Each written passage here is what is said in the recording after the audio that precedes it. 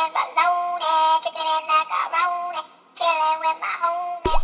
Chicken wing, hot dog and bologna, chicken and macaroni. So this is Maxine girl, Mama Maxine.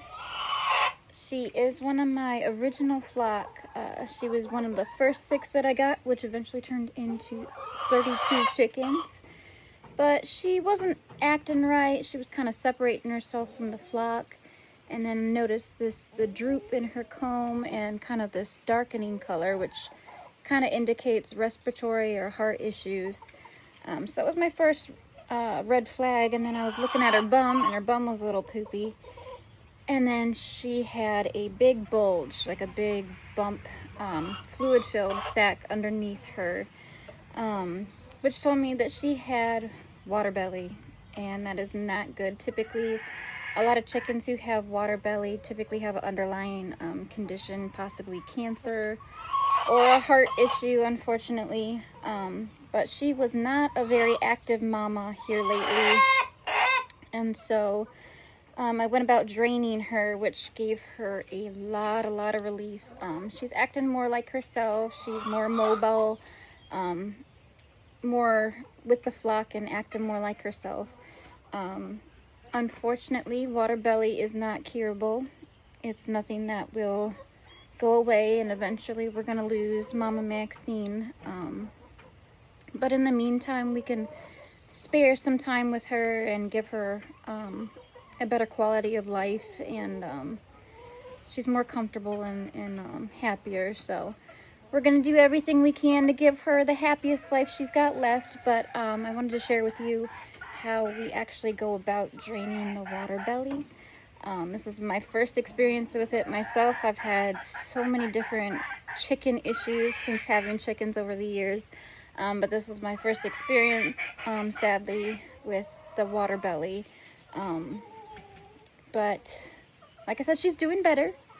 She wanted to just do nothing but sleep earlier, and she didn't want to move anything. And now she is definitely awake and happy, and she got some McDonald's earlier with us at Tractor Supply. So she is a happier chicken. She's a little wet, but she's draining a little bit still, but she is doing much better. I hear you, Ash. So we're going to show you how to take care of that for you.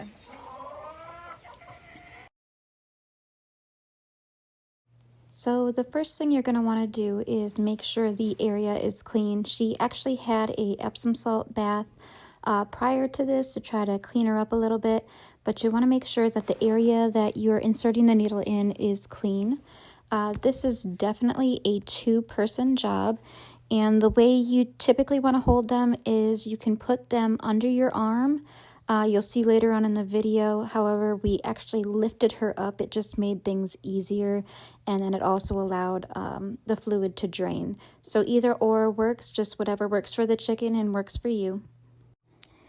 So the next thing you're going to want to do is make sure you have the area open, which means parting the feathers away on the side. A lot of times when they have water belly, the feathers are missing because the belly has just stretched so much. Fortunately, she does still have a lot of her feathers, but so we're going to part the feathers to the side. And a good gauge that I like to use is 3 finger widths. It's about 1.5 inches from her vent, and it's going to be on the right side. Make sure it's on the right side, about 1.5 inches, and that is where you are going to place the needle. The needle size that we're going to be using today is an 18 gauge. I have seen people use different sizes like 20 and 22, but today we're going to use an 18 gauge, and I just chose that just because it's not a super huge needle, but it does allow a bigger opening so that fluid can drain a lot easier. So I am using an 18 gauge, and then we're just using one of the syringes, and I picked up all these things at Tractor Supply, super easy to find, but that is what we're using today. So when you are inserting the needle, like I said, it's going to be about 1.5 inches to the right of the vent.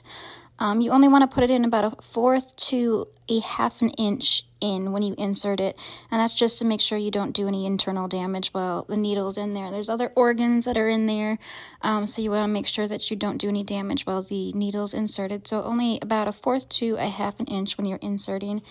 And then you are going to slowly pull out on the syringe, and you want to make sure that you're doing this very slowly. If you pull out too much of the fluid too fast, you can put the chicken in shock. So you always want to make sure that you're drawing out that fluid super, super slow. So slow is better. This syringe is, I believe, a 35 milliliter. I've heard multiple reviews as far as how much to actually pull out. I think somebody said all the way up to 200. We are probably going to do about 4 vials of this just to be on the safe side and see how she does. So we've got about 4 vials pulled out of her right now. It's this yellow kind of fluid. It does not, fortunately, have a smell, so it doesn't stink or anything foul like you would expect it to. So that is a definite plus. But she's going to continue to leak a little bit. That's kind of why I chose the 18 gauge, so she can continue to drip and drain a little bit without the needle in, and eventually it'll subside, but she'll continually get a little bit of relief as that drains out of her. Once you're done, though, you're gonna kind of want to clean up the area a little bit, make sure none of that nastiness is, in there. So after you remove the needle, you're gonna clean her up and let her drain out a little bit more, and you should see a big difference in your chicken.